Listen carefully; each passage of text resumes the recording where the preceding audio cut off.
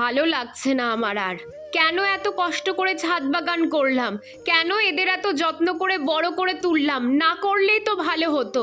কিছু বলতেও পারছি না কাউকে, কিছু করতেও পারছি না। এই ছাদ বাগান করে এখন সবার সাথে আমার সম্পর্ক খারাপ হচ্ছে। আর বলো না, বাড়িতে এখন যে আসে সেই আমার ছাদ বাগান দেখতে আসে, আর এসেই শুরু করে দেয়, একটা ডাল নি, একটা ফুল ছিঁড়ি। হাজার না করলেও কথা শোনে না। দেখো, কে আবার এসে এখান থেকে ফুল ছিঁড়ে নিয়ে চলে গেছে।